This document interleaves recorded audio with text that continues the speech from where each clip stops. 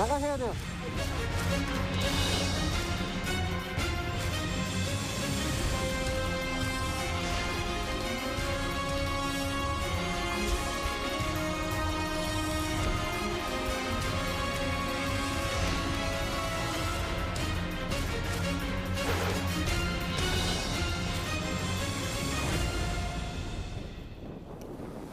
네, 보신 것처럼 어제 강릉에서 발생한 대형 산불이 8시간 만에 가까스로 진화가 됐지만 이 곳곳에 큰 피해를 남겼습니다. 네, 관련 내용 이용재 경민대 소방안전관리과 교수와 함께 자세히 짚어보도록 하겠습니다. 안녕하세요. 네, 안녕하세요.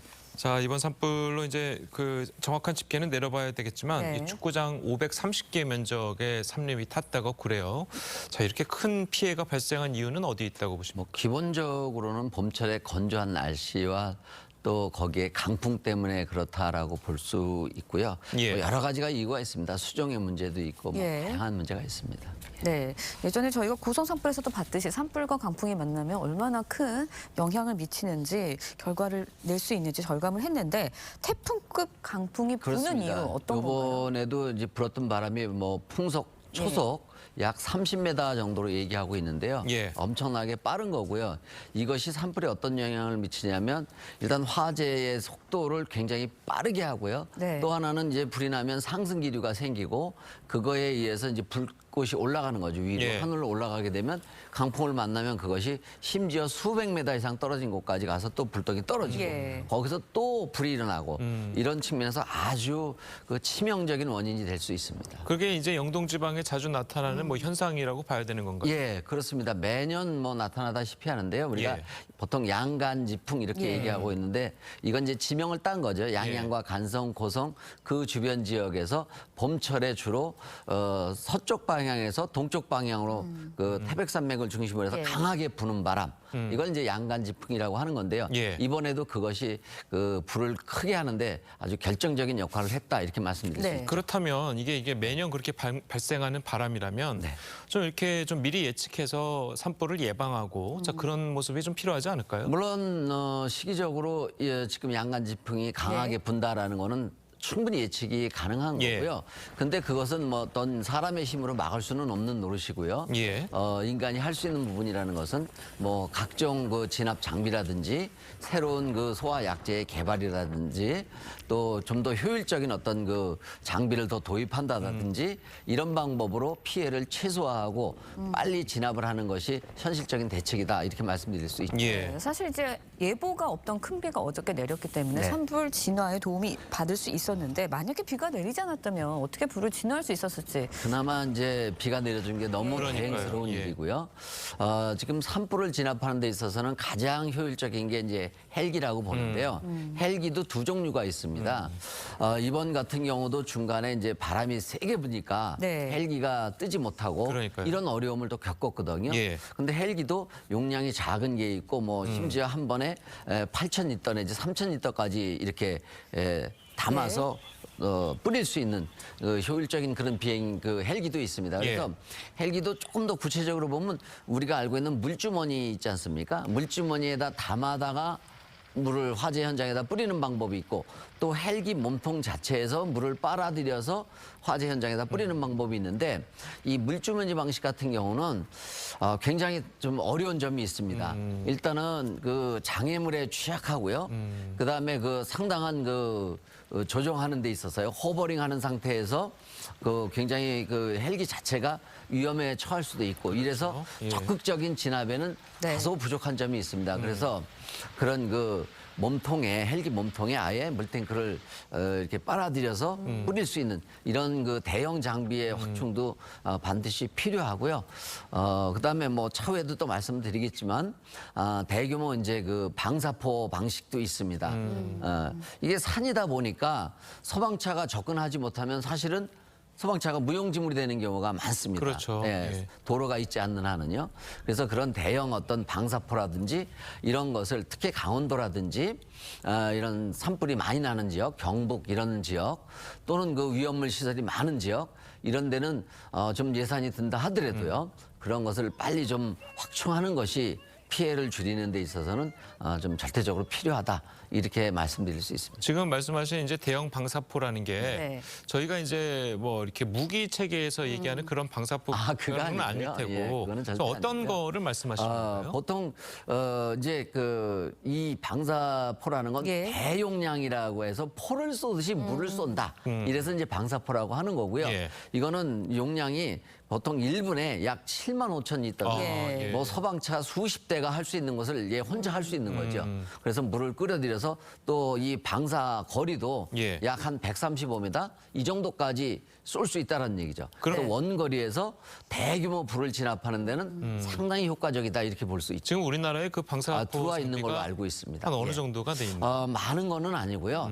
소수가 들어와서 이 위험물 시설이 많은 울산이라든지 네. 이런 데 배치된 걸로 알고 있고요. 예. 아마 요번에도 그것이 혹시 동원됐는지 막판에요. 예.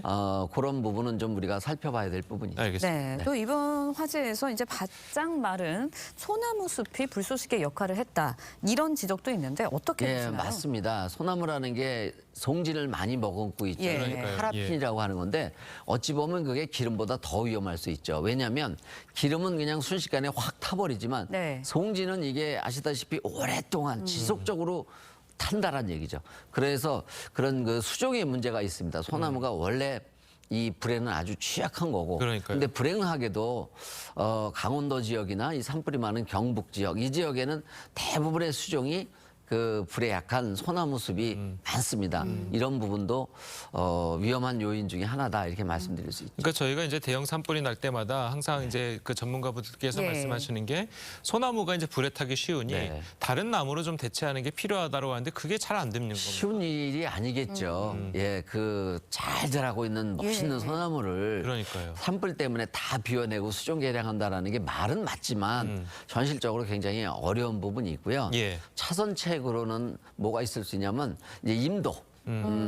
그 산에 길을 내는 거죠. 그래서 평상시에 산림도 관리하고 이렇게 화재가 났을 경우에 도로가 없으면 소방차 진입이 어려운 거고요. 그렇죠. 예. 결국 그러다 보니까 오로지 헬기밖에 의존할 수 없는 거고 또 헬기라는 게 만능은 아니거든요. 그렇죠. 태풍이 강하게 불거나 심야 밤에는 이게 활동을 또 할 수가 없습니다.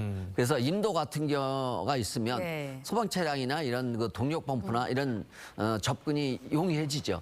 이런 것들도 좀 일정 부분 산림이 좀 훼손된다라는 오해가 있을 수도 있지만 예. 그런 부분을 좀 확충하는 게 필요하고 우리나라가 다른 외국 선진국이나 이런 나라에 비해서 좀 인도의 비중이 낮은 네. 것도 사실입니다. 예. 네. 그런데 이제 강릉에 아침까지 강풍이 예고되는 상황입니다. 주불은 잡혔지만 혹시 재발할 위험성 없는 건가요? 이제 지금 단계에서는 그게 이제 가장 중요한 부분이 되겠는데요. 잔불이라고 하는 것이 특히 산림 같은 경우에 풀뿌리라든지 나무 그루터기 같은데 불이 숨어져 있거든요. 근데 그것이 또 바람이 불어주게 되면 숨어있던 그 불이 또 불을 일으킬 수가 있죠. 심지어는 이 잔불이요. 보통 일주일까지도 숨어 있는 경우가 있습니다. 예. 그래서 이제 아마 현재는 네. 현장에서 소방대원이라든지 산림청 그 진압대원들이 일일이 수작업으로 그 잔불을 끄고 있는 게 있다라고 이렇게 판단이 됩니다. 알겠습니다. 그리고 이번 산불로 이제 안타까운 생명이 하나 이렇게 숨지기도 예. 했었는데 이렇게 대피 요령 같은 게 좀 있을까요? 좀 확실한 대피 요령? 사실 참 그 부분이 이제 우리 시민들이나 국민들이 좀 미리 알아두실 필요가 있는데요. 예. 그 이전에 절대 산에 갈 때는 실화가 많습니다. 산불은요. 나이타라든지 이런 불쏘시개가 될 만한 것은 아예 소지하지 말으셔야 그래야죠. 되겠고 예. 어찌됐든 간에 산불이 그래도 난다는 얘기죠. 그랬을 경우에 그 중요한 대피 요령은 불의 진행 방향과 반대 방향. 그러니까 바람이 불어오는 쪽, 저쪽에서 불어오면 그쪽으로 대피를 해야죠. 불은 이쪽으로 갈 테니까요. 예. 그다음에 또 하나는 이제 산에 보면요. 이 뭐 공터라고 할까요? 자갈밭이 있거나 바위 틈이 있거나 이런 데는 불이 오기가 좀 어렵죠. 그런 데로 대피하시는 게 좋겠고 또 그런 게 도저히 없다라고 하면 기존에 불이 탄 장소 여기는 이제 탈 게 없으니까요. 거기에 엎드려 계시거나 또 낮은 곳으로 대피하시는 게 이제 절대적으로 필요하죠. 아까 조금 전에 이제 네. 그 바람을 등지고 이제 피하는 게 좋다고 네, 말씀하셨는데 바람을 등진 반대편에서 불이 온다면 그럼 그 불을 뛰어넘어서 피해야 되는 건가요? 그건 어려운 거고요. 산불을 뛰어넘어서 간다는 것은 어려운 것이죠. 그러니까요. 가능한 현재 있는 곳에서 예. 낮은 방향으로 예, 그쪽으로 우리가 이제 일반적인 대피 요령도 있지 않습니까? 예. 코와 입을 젖은 수건이나 옷가지나 뭐 이런 걸로 막고 가능한 낮은 장세 도저히 피할 수 없다라면 불이 탄 지역에서 그냥 엎드려 있다든지 그런 요령을 좀 알아두실 필요가 있죠. 예, 네. 알겠습니다. 자, 오늘 교수님 말씀은 여기까지 듣겠습니다. 잘 들었습니다. 네, 감사합니다.